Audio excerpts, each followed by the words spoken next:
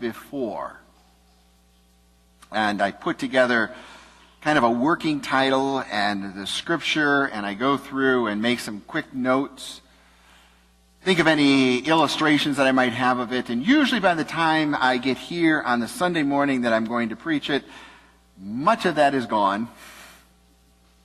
It's changed.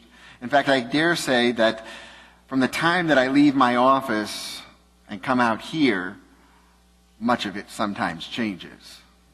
In fact, probably the best sermons that I've ever given are the ones that change the most on the way from there to here. So that 50 feet from my office to the pulpit sometimes are those God moments. One of the things that happened this week that kind of drove all of this home, and believe me, this is going to shorten this sermon.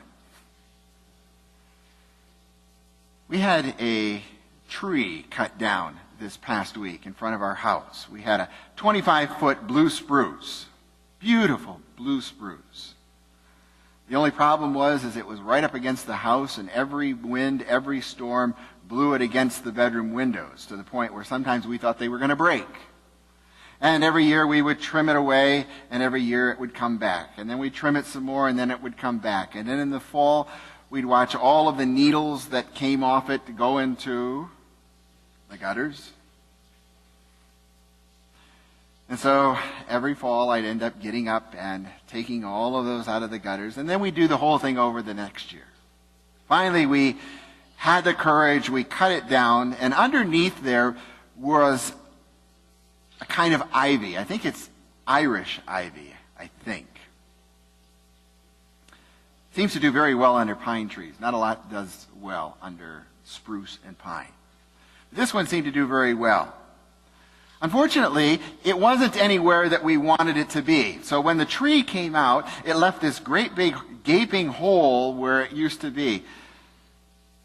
And underneath there were all these scraggly vines coming all over the place. So yesterday, Nancy and I spent most of the morning, in one of the most humid days we've had this year, pulling out vines. And pulling out another little shrub that we hardly knew was there because it was underneath the tree. Amazing how strong those things are. We would pull and, came out real easy. And then we'd pull the next one. It came out real easy. And then we'd pull and pull and pull and pull. Then we'd hit it with a shovel. And then we would hit it with an axe. And then we'd hit it with anything else. And then we'd take the snips. And finally, we just give up and cut it off at the ground. I'm not sure that was the best idea. I have a feeling I know what there's going to be there next year. More vine. Not necessarily what we wanted. But the point is this. When a vine is firmly connected to its life source, to the earth, when it gets all of the nourishment that it needs, it's almost impossible to cut it away. It's almost impossible to kill it off. Now, all of those vines that we cut out, and believe me, there were 15 bags of vines that we got rid of. Any of those going to grow again?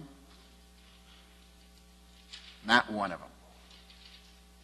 If they're sitting in that garbage bag, they are not going to grow.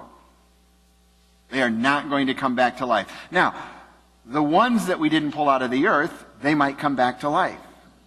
The ones that are still on the hillside, they're still thriving, even though we've cut off huge sections of them.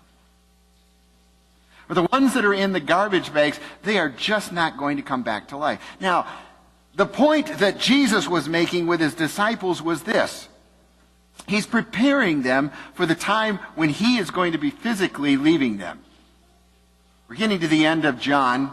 We're getting toward the end of the story. Jesus is making his way toward Jerusalem. And Jerusalem is where he is executed. He needs his disciples to be ready. He needs them to know these lessons. Because things are going to change. And he needs for them to know that when he is gone, as long as they are connected to him, as long as they are connected to the Father, as long as they are connected to the life source, they will stay alive. Like the vines that we pruned back, they'll come back even thicker the next year. All of us are going to be cut back at some point. All of us are going to go through some trials. All of us are going to go through seemingly difficult times, and what we're going to ask inevitably is, why, Lord? Why me? Why now? Why this? Why here? Right? Is really there anybody here that has not gone through one of those times in their life? I didn't think so. I know I have. And as much as we're prepared for it, we still ask those questions, don't we? And Jesus says, I want you to know that even though it hurts, even though it feels bad, even though it feels as though you've lost something major, know that the pruning is for your benefit. And the only time that you have to worry is if you're not producing fruit, and therefore the gardener cuts you off. Throws it away. The only way that happens is if you come disconnected from God. The only way that happens is if Jesus Christ no longer flows through you, that the vine and the branches are no longer connected. I told you this was a simple message. It's not that complicated. But people come to church for a whole variety of reasons. We've got Back to Church Sunday coming. And we might be tempted to say, come to our church. We have a really fun group of people. You're really going to like all of the dinners, all of the food, all of the eating, all of the games, all of the things that we do together. And I hope they do. But is that really why we want them to come? Or do we want them connected to Christ? Do we want them connected to the only true vine, the life source, God?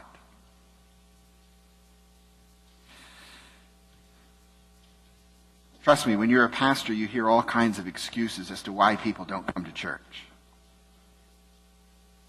It rained this morning, so I didn't come. That makes sense. It was beautiful out today, so I didn't come. Because it's the only day off, so I had to go do other things. It's my day off, so I really wanted to sleep in. The kids were upset this morning, so we didn't come. The kids were in a great mood, so we decided not to come and just do something with them. Getting the pattern? Really doesn't matter what you want to do. If you want to do it, you're not going to be here. There's a danger in that. You see, we have this mindset that it's all about us. Rick Warren from Saddleback Church out in California wrote a book a number of years ago that probably a lot of you have read, Purpose-Driven Life. One of the very first statements that Rick makes in there almost seems rude. He starts out in the first chapter and says, when it comes to God, when it comes to faith, it's not all about you. Now, when we go out into the community, when we're trying to attract people to Hope Church, we go out and we tell them, it's about you, isn't it? But that's a lie. It's not. It's about God. It's about the one who gave us life and us staying connected to God so that we can continue to live, so that we can continue to thrive, so that we can continue to bear fruit. That's what it's about. Rick had it right. It's not about me. It's about God. God is the one who is the spectator. Sometimes we come on Sunday mornings and we go to worship and we expect that the pastor is going to entertain us. And if he doesn't, well, at least the praise team will. And if they don't, then the pianist might. And if